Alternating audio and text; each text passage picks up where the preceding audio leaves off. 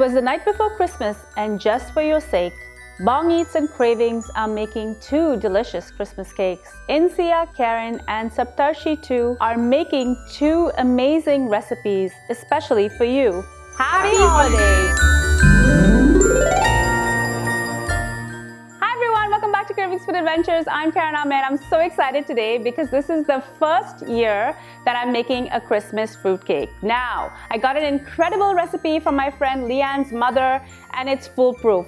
If you remember, a month ago I published a video about how to soak your fruits, so hopefully you've already done that.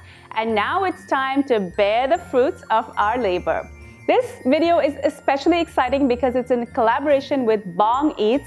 This channel is absolutely incredible. Insia and Saptarshi are two really creative creators, and they have some incredible recipes on their channel. Make sure that you watch till the end of this video. I'm going to post a link to their Christmas cake, so you're going to get two recipes.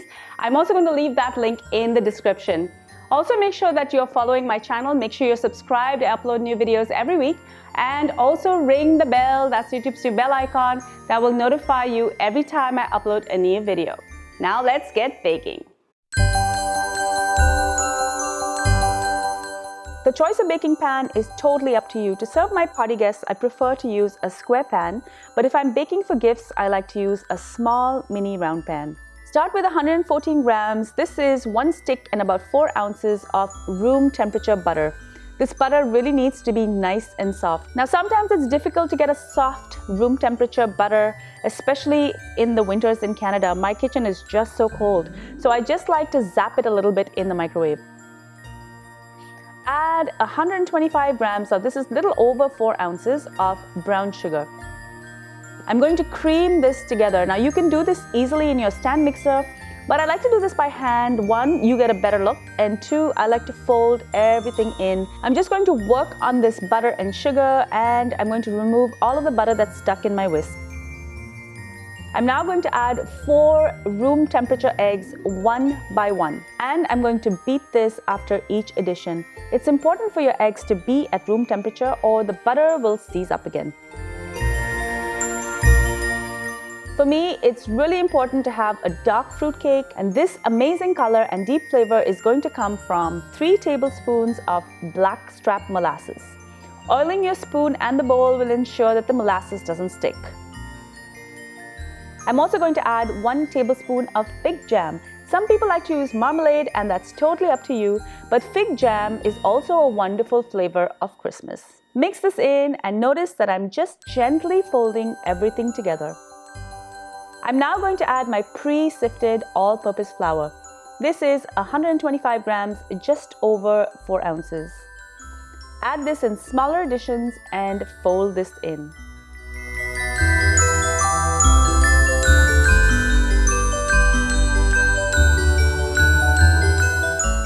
I'm going to add 1 teaspoon of salt. This is going to balance all of that sweetness, and fold it again.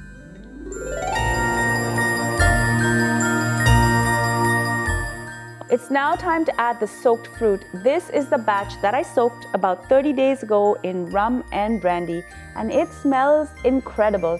I lovingly took care of these fruit, and I gave them a good shaking every now and then. If you missed this video where I soaked the fruit, I'm going to leave a link at the end of this video as well as in the description. This is now yummy and is ready to be lovingly spooned into my batter. Let's get every bit in there. Let me gently fold this in. Oh, the smell of rum and brandy is incredible. I'm going to add 1 tablespoon of crystallized ginger. These come in slices. They are sugared and delicious. I've chopped this up and I'm going to add this in. I'm also going to add about 2 tablespoons of glace cherries. Now, these come in a bright red and green, perfect for Christmas.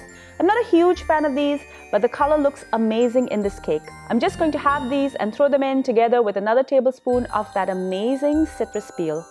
I used this earlier as well when I soaked the fruit. Add 100 grams of broken walnuts and 100 grams of almonds. I like to chop these both quite small so it's easier to cut and eat. Now it's time for 1 final fold, and I'm going to add about 2 tablespoons of milk just to loosen everything up a little bit. fold this in as well. This smells amazing. I've chosen a square pan and it's been greased and lined with parchment paper for ease of removal, and I'm going to carefully transfer all the batter into my pan. Give it a tap to release any air bubbles, and using my spatula, I'm just going to spread this to the corners. I'm now ready to bake this. My oven is preheated to 350 degrees and it's going to cook for about 45 to 60 minutes. I've made this recipe a few times this year and it bakes pretty evenly. It looks like it's done, so I'm going to take it out of the oven and I'm going to leave it aside to cool. Now this cake is trying to tell me something. What is that? What's better in a fruit cake?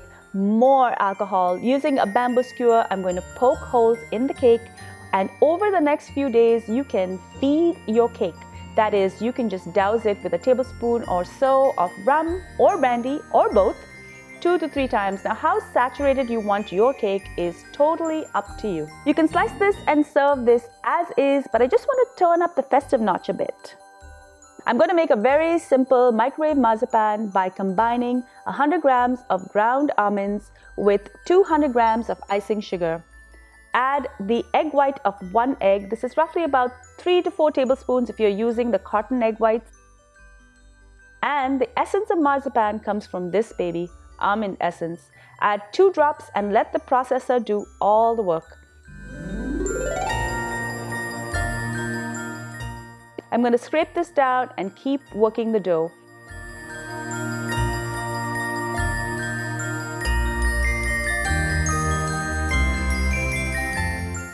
You can see that the moisture from the egg white and the almond essence and the heat from the machine has moistened this dough, and it looks just about ready. I'm going to transfer this to a larger platter so I can knead this a bit.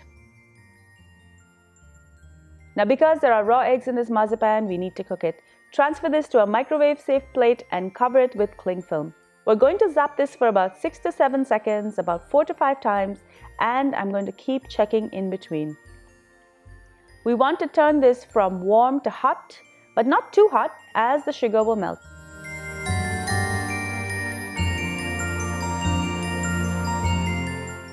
This is looking perfect, so I'm just going to take this out and allow it to cool.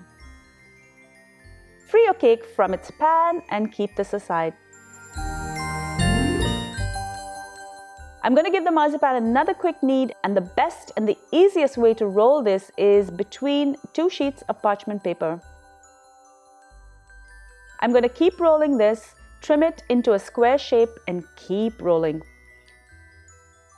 Now it looks like this is too small to cover the cake. I know this as I made a little template by cutting parchment to the size of the pan that I used.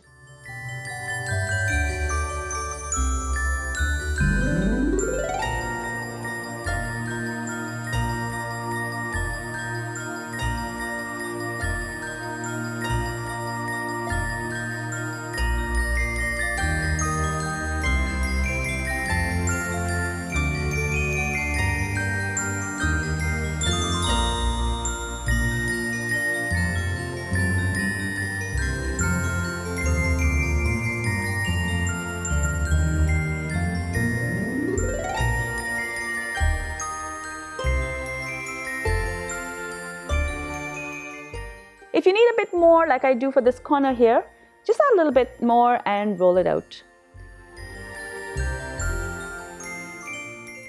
Using my ruler, I'm going to make indentations in the marzipan and then I'm going to cut it. Add a few tablespoons of royal icing and spread this out. Now notice that I'm using the bottom side of the cake since it is the smoothest. You can buy pre-made royal icing, or you can just whip together icing sugar, meringue powder, basically that's cooked egg white powder, and water. Spread this to the edges, as this is going to be the glue that's going to hold the marzipan in place. Cover with a sheet of marzipan and align it from one side. Now I can see that it's a tiny bit bigger than the cake, but I'm going to fix that. I'm just going to flip the cake over and trim the excess marzipan. Now because this is going to be served at my holiday gatherings, I want to cut this into perfect little squares. You can cut your Christmas cake any way that you like. Using a ruler, I'm going to cut this in one direction. Now be sure to clean your knife in between for clean cuts. And yay, there's a bit left over, and that is the cook's treat. Next, I'm going to cut this the other way. I think it's better to just score them and then go in for the cut. More cook's treat. I just have to devour this one.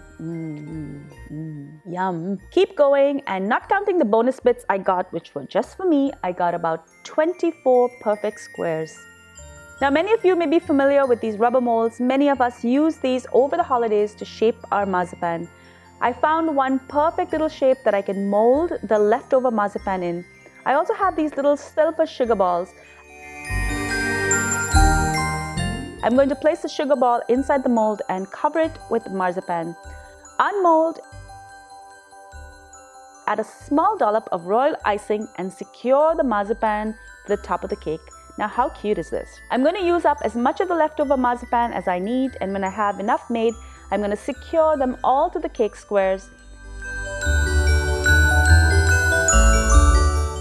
And since I have a lot of royal icing, using the back of my brush, I'm just going to dot on the icing to look like snow.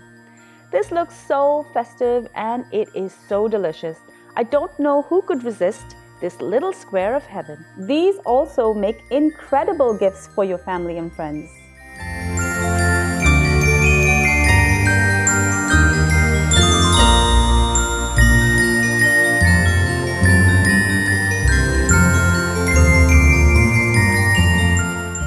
Thank you so much for joining me on Cravings Food Adventures. I really hope you enjoyed this incredible Christmas fruitcake recipe. Also be sure to watch till the end of the video where I leave Bong Eats recipe, and that is pretty incredible as well.